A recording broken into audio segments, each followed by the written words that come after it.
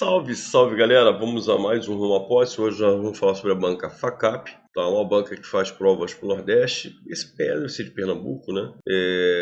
Mas não só para Pernambuco. Tem, por exemplo, eu vi muitas questões para o concurso da Prefeitura de Sobradinho, que é na Bahia. Bom, enfim, eles devem centralizar os trabalhos no Nordeste. Então, muita gente aí me solicitando para falar sobre essa banca. O que eu encontrei? Encontrei questões de interpretação muito simples. Às vezes, uma ou outra questão de análise morfossintática. Agora, crase, conjunções, ortografia, regência, pontuação. Figuras, até deixei a parte, e funções de linguagem. Eles adoram esses dois assuntos, figuras e funções de linguagem. Tá? Eu até trouxe questões sobre esses temas. Então, como cai questão de figuras de linguagem, né? Metáfora, metonímia, anacoluto, tal, aquelas funções de linguagem, função conativa, função emotiva, função metalinguística, referencial, poética. Então, são assuntos que, se você fizer concurso para essa banca, você vai ter que estudar. Beleza? Maravilha. Vamos então para as questões. Olha que questão legal. Eles pegaram aluga-se chácaras. E ele pergunta, nessa frase é um desvio linguístico, é um erro, e é mesmo. E esse erro qual é? De que natureza? Eles adoram perguntar isso, qual a natureza do erro? E qual é a natureza do erro aqui? Quem aluga, aluga alguma coisa. Chácaras, vai ficar muito escuro, né? Chácaras seria objeto direto, certo? Então, vou botar aqui embaixo, aluga-se chácaras.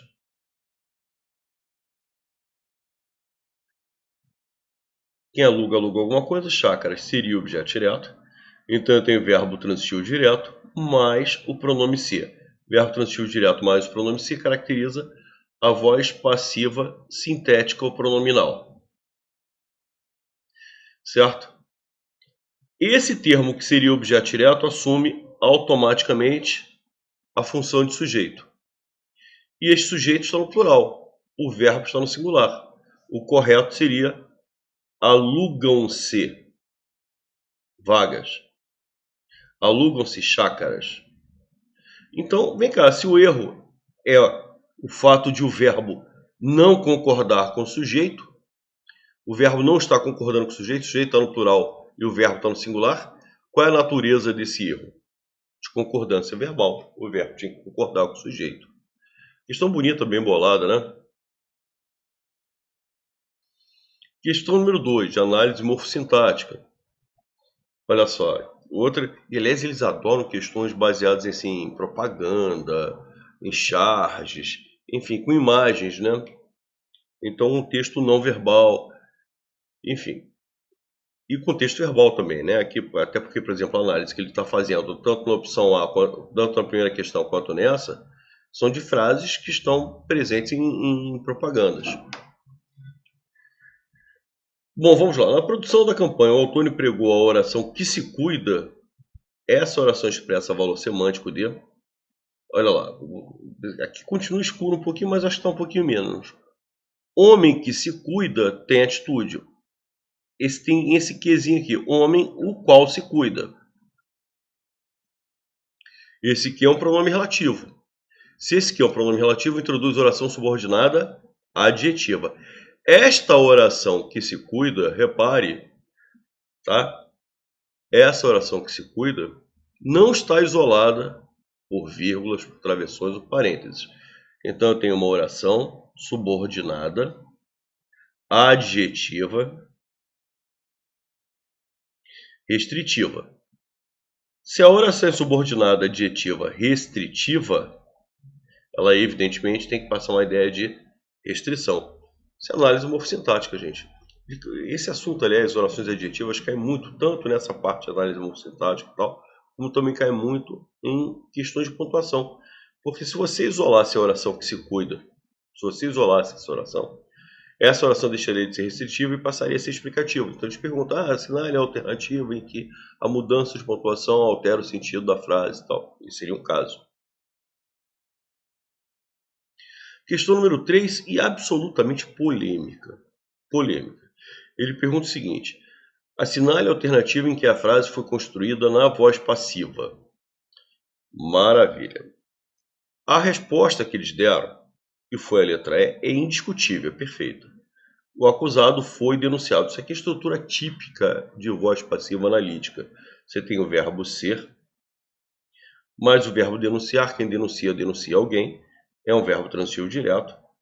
E está no particípio. Certo? Essa é a característica típica de voz passiva analítica. Nós temos dois tipos de voz passiva, analítica e sintética, né? A sintética nós vimos naquela, se não me engano, na primeira questão, o aluga-se chácaras. O certo seria alugam-se chácaras. Quando você tem verbo transitivo direto com pronome ser, forma a voz passiva. Não a voz passiva analítica, forma a voz passiva sintética, também chamada de voz passiva pronominal. E nós temos a voz passiva analítica, que é aquela formada pelo verbo ser, mais um verbo transitivo direto no particípio, que é justamente o que acontece aqui com o denunciado. Beleza? Tá legal. Bom, vamos ver as outras alternativas e vou mostrar para vocês o porquê de essa questão ser polêmica. Bom, se você quer, Rosenthal, esse se aí não seria um pronome passivador? Não. Não é o caso alugam-se. Alugam-se se é um pronome passivador. Esse se aqui é uma conjunção condicional. Então, não tem pronome passivador, não tem voz passiva sintética, não tem nada disso. Até porque aqui o sujeito é o sujeito ativo, você. Eu vou pular a letra C, vou deixar para o fim a letra C. O lago de Sobradinho é. Eu tenho até o verbo ser, é. Mas cadê o verbo no particípio para formar a voz passiva? Não temos. Devemos manter a nossa certeza de que depois dos dias ruins, os bons virão. Tá, tudo bem. Eu tenho algum pronome ser passivador? Não. Eu tenho verbo ser? Não. Tenho verbo no particípio? Muito menos. Então, realmente, se eu não tivesse a letra C, indiscutivelmente a resposta seria a letra E. Mas olhem só a letra C. Os resultados são obtidos. Isso aqui é verbo ser. Mais verbo obter, quem obtém, obtém alguma coisa. É um verbo transitivo direto. E está no particípio também. Cara, estrutura idêntica da letra E. Idêntica. Isso aqui também é voz passiva analítica. Alguém obteve os resultados. Alguém obtém os resultados. Tá? Se a frase fosse alguém obtém os resultados através da exploração de oportunidades, certo? Na voz passiva fica os resultados são obtidos por alguém. Cara, isso aqui é voz passiva. A letra E é a resposta, está certa, indiscutível, está na voz passiva? Tá. Mas a letra C também está. Essa questão tinha que ser anulada. Não foi. A resposta foi a letra E. Mas fica aqui a crítica. Fica aqui a crítica. A letra E, a letra C também serviria como resposta. E eu vou ser muito sincero, se eu faço essa prova, provavelmente iria, entre aspas, errar. Porque eu nem chegaria à letra E. Quando eu lesse... Você vê que eu tenho mania de fazer a prova, as questões de trás para frente, né? Não sei. Se eu lesse A, B, C, quando eu chegasse a letra C, eu marcaria a resposta. Isso aqui é mais passivo.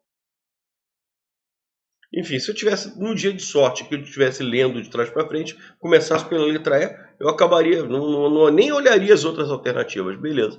Mas quando, assim, se eu fizer A, B, C e tal, certamente na letra C eu pararia. Bom, vamos lá, um erro, aliás, bem infantil. Para que eles pudessem construir aqui. O município foi idealizado para servir de acampamento, a fim de que, com a finalidade de que,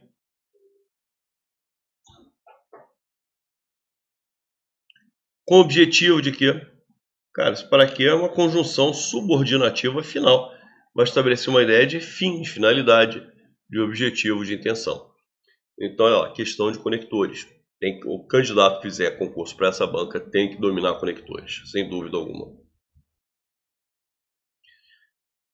Questão número 5. É uma questão de pontuação, outro assunto que eles gostam.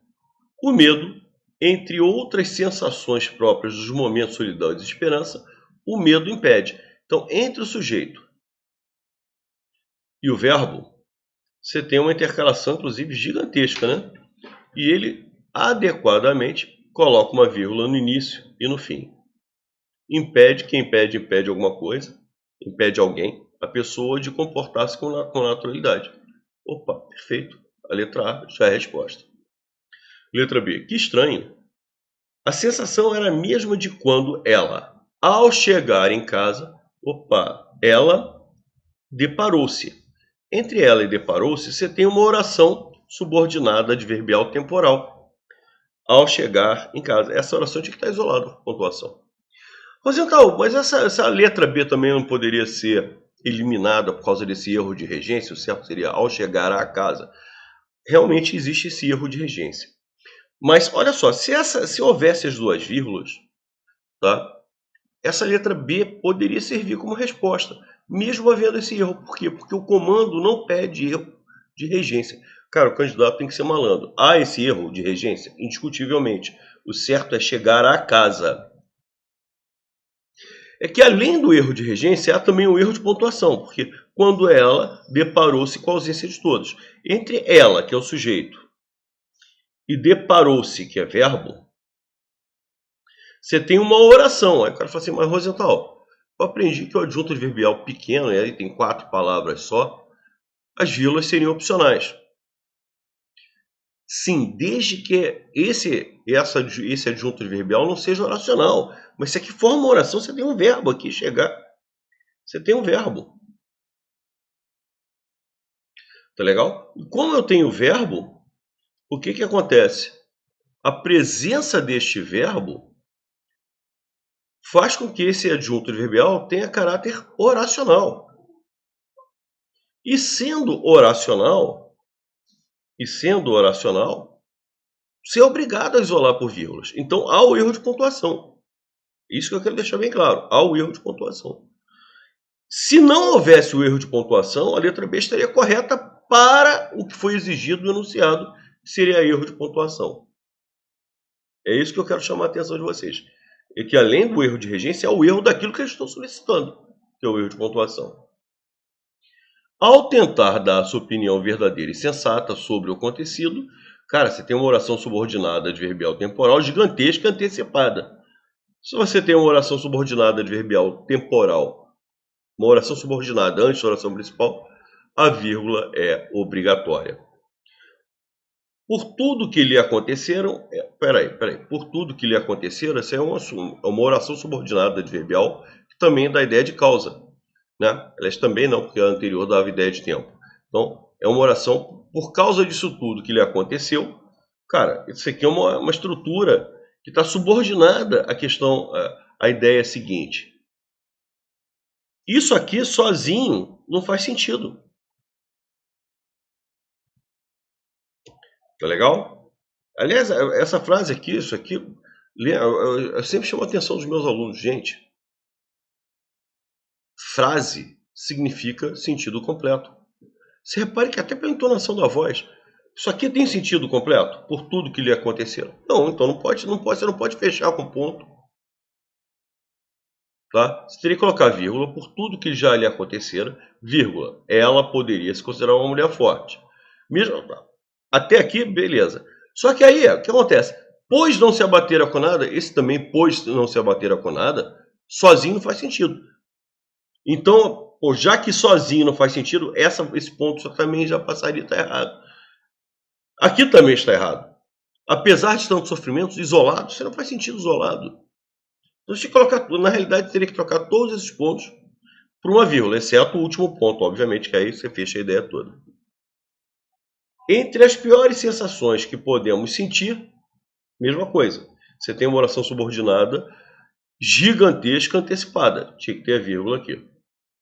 O medo está em primeiro lugar. Ponto. Aí sim, ele congela, paralisa, impede. Então está faltando essa vírgula aqui.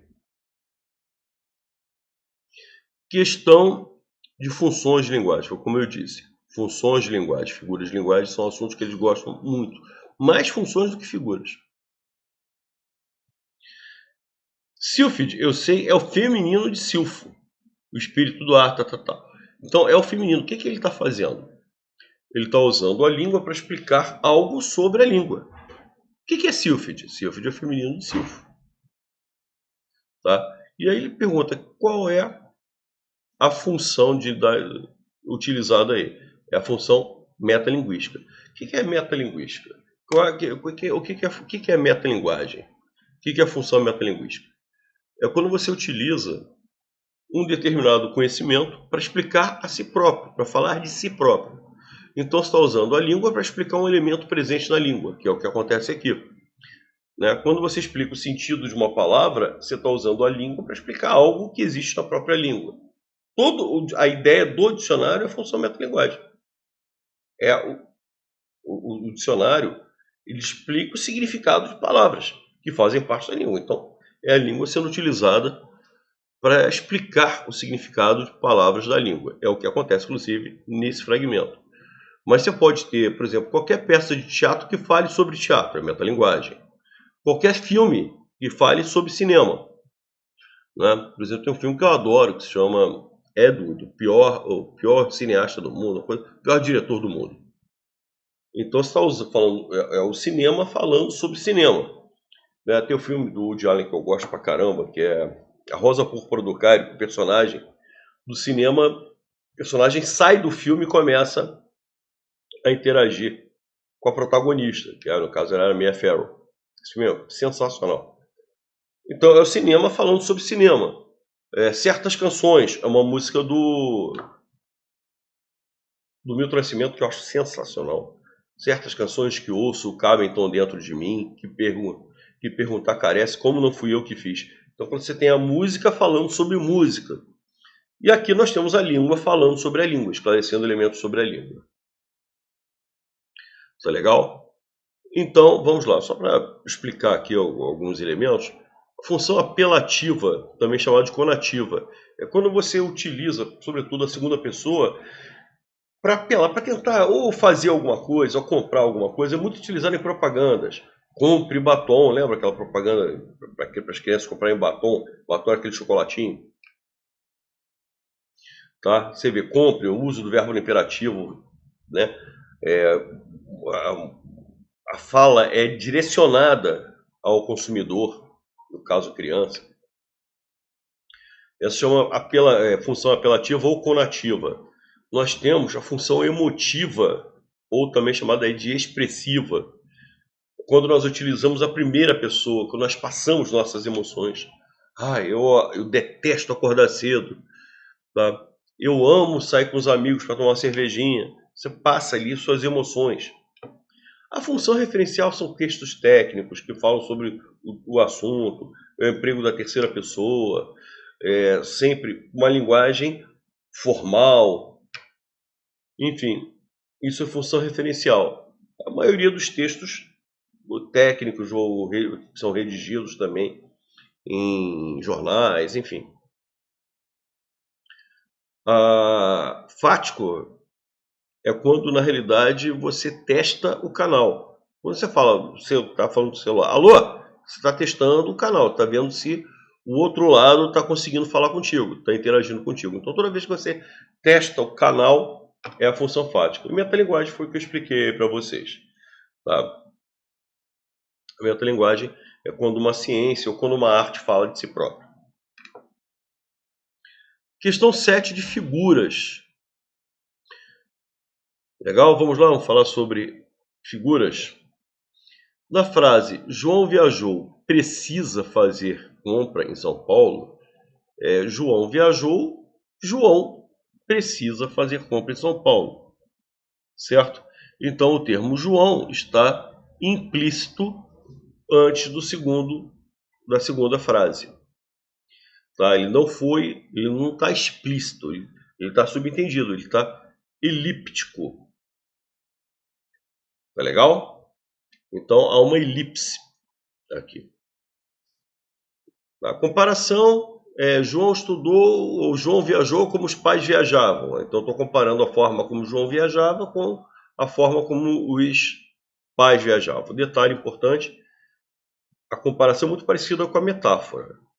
A diferença é que a metáfora não usa conjunções comparativas, e a comparação usa. Pleonasmo é repetição, subir para cima, descer para baixo, tal. Anacoluto é quando você interrompe uma ideia. Você diz assim, o João, eu não estou chamando o João, eu estou falando sobre o João. O João, eu soube que ele ficou doente. Ó. Olha só, eu interrompi, eu ia falar alguma coisa. O João fez isso, o João não. O João, aí eu interrompo. Soube que ele ficou doente. Então há uma interrupção numa sequência lógica de raciocínio. E o hipérbato é quando você tem uma grande... você tem uma ordem natural dos termos dentro do período, certo? Quando você gera uma grande alteração dessa ordem, né? Ouviram do Ipiranga as margens plácidas, tal. Quando você coloca a frase, né, você coloca exatamente na ordem direta, seria as margens plácidas do Ipiranga ouviram um brado retumbante de um povo heróico. Isso é a ordem natural. Como nós cantamos no hino nacional, os termos foram colocados fora da ordem. Tá? Isso é hipérbato. Vamos lá, questão número 8. Observe a tirinha e tal. Depois de uma semana falando de política, sinto uma coisa estranha. Uma sensação de engajamento? Não, enjoo. Detalhezinho, gente, talvez não dê para vocês enxergarem, mas esse enjoo aqui está escrito com acento circunflexo. Hoje, pela nova ortografia, enjoo se escreve sem esse acento. Dobrou não tem mais acento. Tá legal? Mas está escrito aqui na tirinha com acento circunflexo. Vamos lá. Item 1. A preposição de, falando de política, tem o valor semântico nocional de assunto. Sim, falando de política, falando sobre política. O assunto sobre o qual nós falamos é política. Então, certo. No último quadrinho, em relação às regras ortográficas atuais, há um desvio. Sim, há um desvio. Enjoo hoje se escreve sem o acento. Então, certo também. O termo uma coisa estranha, que é objeto direto na oração em que figura, desempenha a função catafórica. Sim, olha lá, os elementos coesivos. Em relação ao enjoo, sim, a catáfora ela aponta para frente, a anáfora para trás. Então, depois de uma semana falando de política, sinto uma coisa estranha. Que coisa estranha é essa? Ela ainda não disse. Então, é algo que ainda vai aparecer na sequência. A coisa estranha é o enjoo. Então, se a expressão uma coisa estranha, a personagem ainda vai identificar, está apontando ainda para frente, ela vai dizer, né? Ela vai especificar que coisa estranha é essa, e essa só vai aparecer depois no texto. Quando se aparece depois, é catafórico. Sim, perfeito. Quando é antes, é anafórico. Então, os 3 itens estão corretos. Resposta letra A. Vamos lá, questão número 9. Confiança em nossa própria identidade e valor. Qual é a relação que existe entre confiança e em nossa própria identidade e valor? Gente, muito legal essa questão. Muito legal. Tá? Olha só, se a frase fosse confio em ou confiamos em nossa própria identidade, seria regência verbal, porque eu confio, tu confias, ele confia, confiarei, confiamos, confiaste, confiado, tá? Então, se fosse confiamos em nossa própria identidade e valor, esse em nossa própria identidade e valor completaria a ideia de confiamos. Eu confiarei, nós confiamos, nós confiávamos. Isso não é verbo. Completou a ideia de verbo com preposição, inclusive, isso aqui seria objeto indireto. Aí, nesse caso de confiamos, confiarei, confiaste, confiou, confiasse, isso tudo aqui como objeto indireto, porque estaria completando a ideia de verbo, seria regência verbal. Mas só que confiança é a confiança. Isso é um substantivo abstrato, que se deriva do verbo confiar. Se deriva do verbo confiar. É a confiança. Então, em nossa própria identidade, não está completando a ideia de verbo, está completando a ideia de um substantivo. Está completando a ideia de um nome. O substantivo abstrato é um nome. Então, o nome engloba substantivos e adjetivos. Então, inclusive, esse termo aqui, ao contrário de em nossa, aqui do exemplo que eu escrevi aqui embaixo, confiamos em nossa própria identidade, muito parecido. Confiamos em nossa e a confiança em nossa. Só que aqui, por completar a ideia de verbo, esse termo aqui é objeto indireto. É objeto indireto. Agora, em nossa própria, não está completando a ideia de verbo. Se não está completando a ideia de verbo, não pode ser objeto. Isso aqui é um complemento nominal. Por quê? Porque complementa a ideia não de verbo. Confiarei é verbo. Confiamos é verbo. Confiaste é verbo. Se ele confiasse é verbo. Mas confiança não. É um substantivo que se deriva do verbo confiar. Então, em nossa própria identidade de valor, não está completando a ideia de verbo. Está completando a ideia de confiança, que é um nome. Isso aqui é um complemento nominal. O complemento nominal e o objeto indireto são muito parecidos. Porque ambos são preposicionados, ambos têm a preposição em. São muito parecidos. Só que um complementa verbo e o outro complementa nome. Gente, então se a preposição em nasce não de um verbo, não pode ser regência verbal mais. Essa preposição em está nascendo da regência do substantivo abstrato. Do substantivo abstrato confiança. Do nome. Então, isso é um caso de regência nominal. É até curioso que a regência verbal é diferente da regência nominal. Se eu falo, ele compra os materiais. Ele compra os materiais. Quem compra alguma coisa. Os materiais completam a ideia do verbo. Ele compra, eu compro, tu compras, ele compra. Se compra é verbo, os materiais é objeto direto. Agora, quando eu transformo compra em substantivo, a compra é a compra dos materiais. Passa, inclusive, a exigir preposição. A regência nominal vai exigir sempre preposição, verbal nem sempre. Todo nome exige, a regência nominal obrigatoriamente vem com preposição. A regência verbal não. Tá? O verbo apoiar. Eu apoio alguém. O verbo apoiar é transitivo direto. Quem apoia alguma coisa, apoia alguém, apoia uma causa. Agora, quando você transforma o verbo apoiar num substantivo, no nome, o apoio, é o apoio a alguém. Passa a vir com preposição a. E aí passa a ser regência nominal. O apoio a uma causa. Esse a uma causa é um complemento nominal de apoio. Isso é regência nominal. Agora, eu apoio uma causa. Você está completando a ideia de apoio, que é verbo. Eu apoio, tu apoias, ele apoia. Então, você tem que saber primeiro identificar, tem que saber distinguir o substantivo do verbo. Tá? Lembrando que muitos substantivos se derivam de verbos. Tá? Então, aqui, claramente, fica muito claro que se trata de um substantivo, até porque vem um artigo. Isso aqui é a confiança, significa que confiança é um substantivo feminino. Então, isso aqui é uma regência nominal, isso aqui, inclusive, é um complemento nominal. Em nossa própria identidade de valor, é o complemento nominal com confiança. E é objeto indireto com confio, confiamos, confiares, e assim vai. É complemento nominal na frase original, que é o que ele está propondo, então trata-se de regência nominal. Bom, vamos lá. Desvio à direita.